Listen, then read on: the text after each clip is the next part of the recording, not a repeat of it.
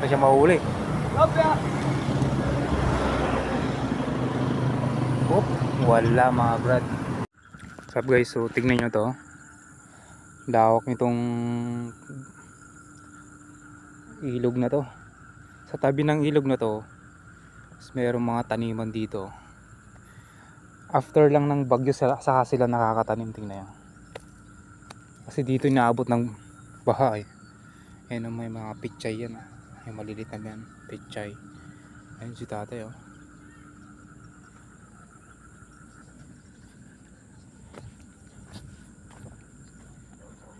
Ayan, tanim nila pichay sa gilid. Ayan.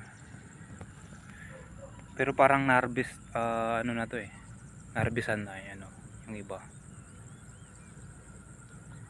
So saka lang sila nakakatanim dito pag wala na yung mga bagyo kasi inaabot to eh. Tingnan nyo naman oh.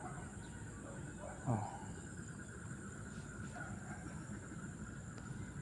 Mga tanim nila oh. Diyan sa gilid meron din mga alokbate oh. Alokbate, sari-sari. Mga green leafy food. Ay vegetable. Ito naman yung mustasa. Tingnan nyo sa gilid. Basta may lupa pwedeng taniman. Yan oh. Diskarte lang nila ng mga farmer dito. Ipag nila oh. Pero na-harvestan na yan. Yung kunti na lang oh. Mustasa. Then dito naman yung patag na area. Ayan oh. Malawak tong taniman ng pechay na to eh. Sisimula na yung iba. Ito. Siguro mga 25 days na to. Itong mga to. Yung iba hindi pa masyado nakatamnan oh. Yung iba ang tinanim is kamote. Then dito naman sa gilid is merong mga tanim din na kamote oh. Basta lahat ng pwedeng taniman, pwede lupa oh. Tataniman nila. Yan nga kasipag yung mga tao dito mga brad. Kamoting ka talbos yan, pang talbos. Then tingnan nyo dito sa bandang to. Meron din silang tanim na lemongrass. Tsaka okra, ayun oh.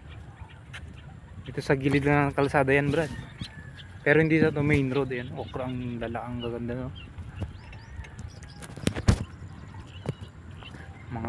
May mga bunga na yung iba. Bulaklak. Ayan oh. Ito yung source of water niya. Ito ang daming pit. Sitaw. Maganda. Dito lang yan sa gilid ng kalsada mga brad. Sipag nila oh.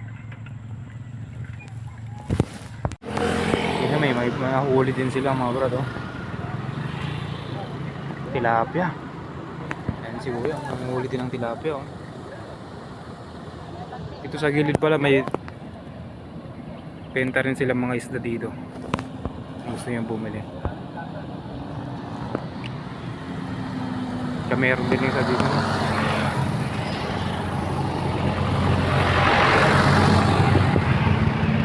Yan, ang daming tinabi oh.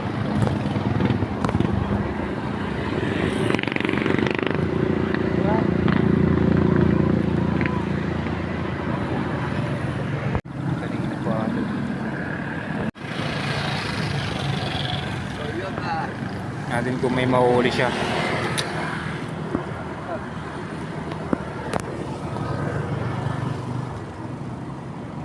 Yun, inaangat-angat niya na.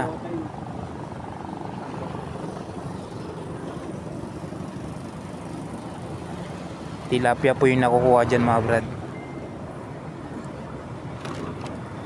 Ano? Okay, tingnan natin kung meron siya mahuli. Oh, wala mga brad. At dito tayo magkakape tayo mga brad. Dito, sarap magtambay dito.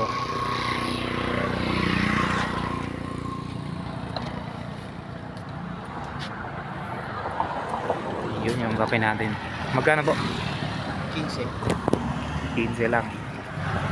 Yun, magkape tayo dito Brad sa ano, sa gilid ng kalsada. Ayan o.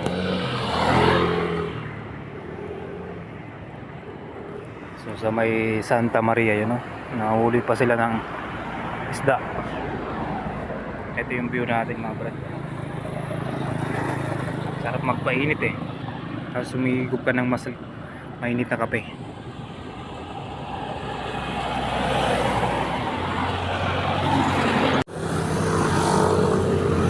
Wala ay naka-reserve. Tapos yun ang kanilang ibebenta.